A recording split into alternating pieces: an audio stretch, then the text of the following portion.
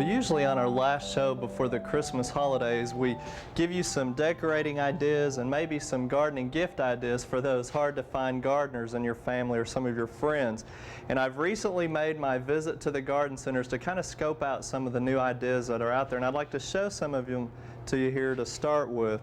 I think one of the popular things that I'm seeing show up in a lot of the garden centers are some topiaries using rosemary, which is an herb. And you can see here's one that kind of has an ornament or a ball type shape with some wire, and it's actually shaped to the wire. And then of course the popular Christmas tree one. Now, not only are these unique in their appearance, but I tell you, if you put one of these indoors and you brush across it from time to time, it's going to fill the room with a great fragrance. And again, this is rosemary.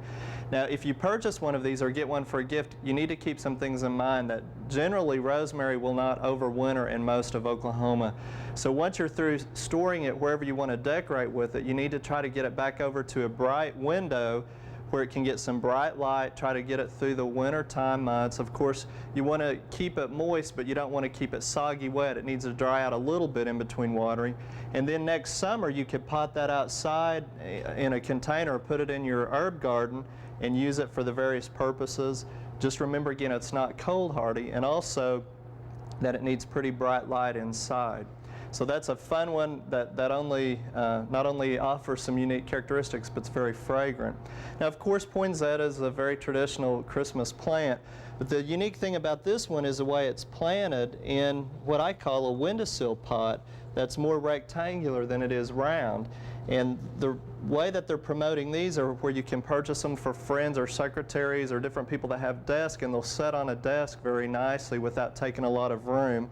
Now, if they're concerned about them being poisonous, we've talked about it time after time, this time of year even, poinsettias are really promoted as being a poisonous plant, but research shows, and it has been for many years, that they're not toxic. So the white sap might irritate some people's skin, but really I wouldn't worry about it if you're concerned about putting those in an office setting. So something a little bit different. And of course, the colors of poinsettias are just phenomenal, as they always are this time of year.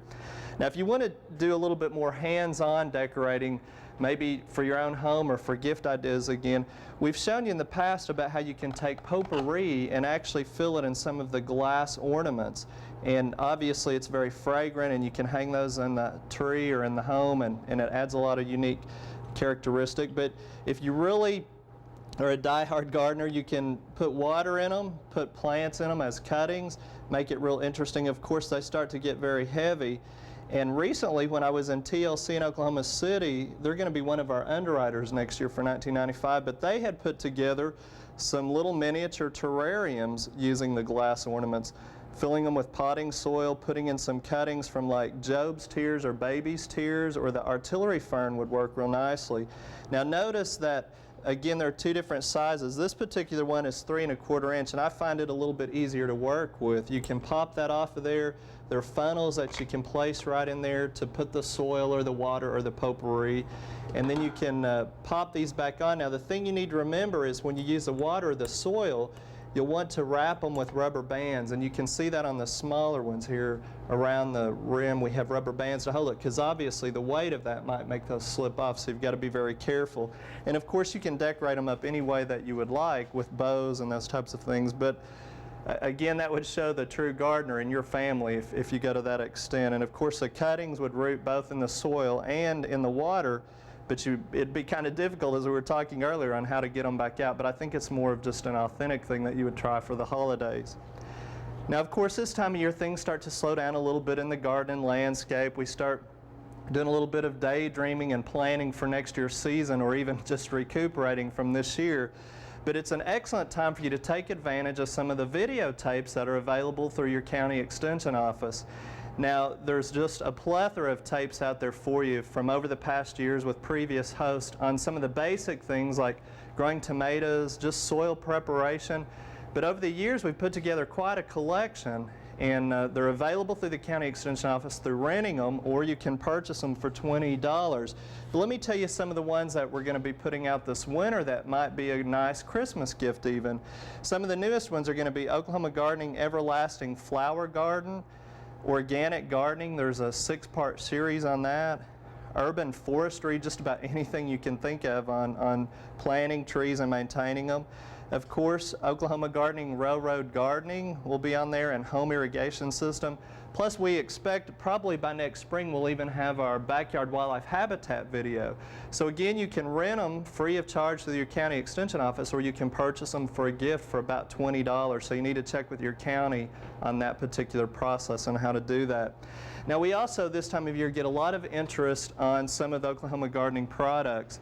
And remember, next year we're telling you that it's our 20th anniversary, so we put together a new t-shirt that says we're celebrating 20 years, and on the back it has our theme or logo for next year, which is 20 years of helping people and plants grow.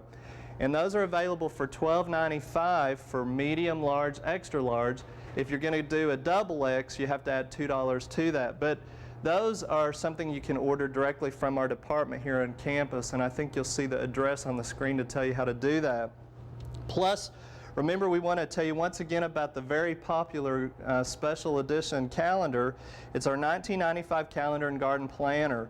And again, it's loaded with gardening tips for each month. It's very educational, some beautiful pictures, some varieties of things to plant. These are also $12.95.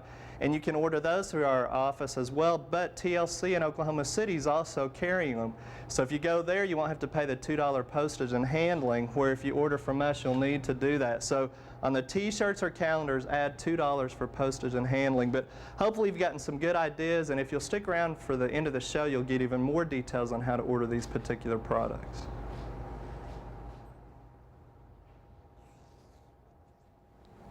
Anybody can go to a department store or look at catalogs and come up with some ideas for Christmas presents. But if you really want to do something personal, I've got some ideas for you here. These are gift baskets, and I've gotten a little theme together for each one of the different ones. The baskets themselves were done by one of the faculty in nutritional sciences at OSU, so that in itself, if you have those kinds of talents, gives it a little bit more of an emphasis of what you yourself can do. In the first basket we have is a Reuben basket. And what I've done is gone through some of the things that we've made on the show this year, or you can look in your own pantry, some of the things you may have canned or may have frozen, and look for some things that you could include in these. Here we have some rye bread that you may have made yourself or that you went to the store and bought, some sauerkraut that you made yourself or purchased, and then this is the mustard that we made earlier on in the year that's a little bit spicy, a little bit different than some of those that you may purchase, some salad dressing to go with that, and then in addition a certificate for some meat that you can get from the meat industry board or the beef industry board, so that would complete the basket here for an entire meal. Another one that you might want to give if you grow a lot of apples, or you could do the same thing with any of the other fruits. This particular one is an apple basket, and I've got 3 or 4 different varieties of apples. Now, most of the apples, of course, are not going to be available at Christmas time fresh. You may have some available that you have frozen. I have some that are dried here. I used some that were frozen to make an apple muffin. We have some apple jelly, and then I've got a couple of different varieties of apples that many people are not used to yet, a Fuji apple and a John Gold. So it gives it something a little bit different. I've also included a Golden Delicious, and somewhere down at the bottom there's a Red Delicious for those who are kind of favorites of the standbys. Now, this particular basket down here is one that you would give somebody like my brother, who doesn't like to do a lot of cooking, who kind of comes in, he's not married, he doesn't have a family, so it's kind of catch it as catch can, and he's not objecting to eating hot dogs for a week, just hot dogs on buns and so on. So that we're trying to encourage him to eat a little bit better. This is a chili mix basket, and I've taken one of our flyers or our circulars, Meals in Minutes, and I've prepared from that the meat mix, which can be used to make chili. I've included a couple of cans of beans, although you could use those that you canned yourself. Now, if you do this kind of a basket and you have some home canned low acid foods, you want to make sure that people know that they have to be boiled for at least 10 minutes before they eat them. Also with this, because it's something that needs to be either refrigerated or frozen, be sure to tell them to take it out of the basket right away. And this isn't something you'd want to transport a long distance or mail. This is something you want to give to somebody who lives close. We have some pickled peppers for a side dish, and then to finish making the chili itself, some chili seasoning. And notice that I've tagged it used by. It doesn't help the person that you give it to necessarily to say when you packed it, because they might not know when it needs to be used up in order to have the freshest taste. So a use by date is much more helpful, and the same would go to, with the frozen and canned things that you put in there too. Now, this one is one that is a pizza basket. Here we have an example of the bread that we made earlier on the show, a gadget to make it a little bit more fun, the pizza sauce that we had from the freezer, and then some meat, and maybe either pepperoni or in this case, or a sausage if you choose. The last basket that I have over here is one where you show a couple of your own talents. This particular liner is one that has been cross-stitched by my sister in this case rather than myself, but makes a pretty gift. A loaf of homemade bread and some apple butter to go with it. And again, you could use other kinds of preserves or whatever you happen to have for that. Putting together these kinds of baskets, it's a lot of fun. It gives a little more creativity. If you've got kids, they can use their imaginations and go crazy coming up with some different things that maybe they actually have produced in their garden, particularly if you encourage them during the year to do some of their own growing. Merry Christmas to you. For Oklahoma Gardening, this is Barbara Brown.